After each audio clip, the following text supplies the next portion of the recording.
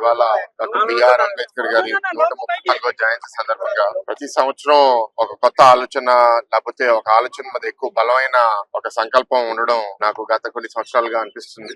ఈ సంవత్సరం నాకు వచ్చిన సంకల్పం ఏంటి అంటే ఇవాళ ప్రభుత్వంలో ఉన్నాం అండ్ విద్యా వ్యవస్థని కూడా మార్చే అవకాశం ఇవాళ ప్రభుత్వానికి వచ్చింది. అంబేద్కర్ గారి కాన్స్టిట్యూషన్ ఎస్టాబ్లిష్ చేసినప్పుడు లేకపోతే ఎన్నో మందికి ఇన్స్పిరేషన్ గా నిలబడి ఆయన వెనకాల ఉన్న ఉద్దేశం ఏంటి అంటే సమాజంలో అందరికీ అవకాశాలు రావాలి, అందరు ఎదగగలిగే విద్య ఉద్యోగ అవకాశాలు ప్రభుత్వం సృష్టించాలి, సమాజం సృష్టించాలి, అందరికి ట్రీట్మెంట్ ఫేర్ గా ఉండాలి. ఒకరిని బాగా చూసుకుని ఇంకొకరిని బాగా చూసుకోపోవడం అనేది సమాజంలో మంచిది కాదు. ఎక్కువగా మనకి ఇబ్బంది విద్యా వ్యవస్థ సరిగ్గా లేకపోతే ఉన్న వాళ్ళు ఇంకా బలంగా అవుతారు, లేని వాళ్ళు అట్లాగే మిగిలిపోతారు. సో అది స్కూల్ ఎడ్యుకేషన్ అవనివ్వండి, హైయర్ ఎడ్యుకేషన్ అవనివ్వండి, దాన్ని కానీ మనం బాగా చేయగలిగితే ఇతర రాష్ట్రాల కన్నా మన రాష్ట్రంలో వెనకబడి ఉన్న వాళ్ళు, అన్ని వర్గాలకు చెందిన వాళ్ళు అందరూ ముందుకు రావడానికి అవకాశం ఉంటుంది.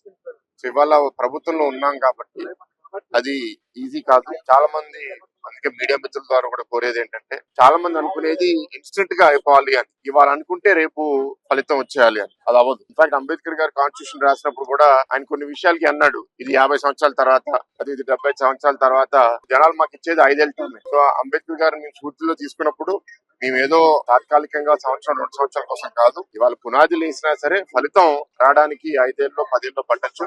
కానీ అలాని మేము భయపడి వెనకడికి వేయకూడదు. సమాజానికి ఏం మంచిదో అది బాగా దాని మీద ఒక ప్రక్షాళన చేసుకుని నిర్ణయం తీసుకుని ఆ నిర్ణయం మీద నిలబడి ఉండి చేయాలి. సో దానికి కావాల్సింది జనాల నమ్మకం, ఓర్పు, సహనం. ఎవరైతే మంచి ఉద్దేశంతో పనిచేస్తున్నారో వాళ్ళని మనం నమ్మకం పెట్టుకుంటే తప్పకుండా వాళ్ళు మంచి చేస్తారు అనేది ఉంటే మేము కూడా ఇంకా బాగా పనిచేయగలుగుతాం.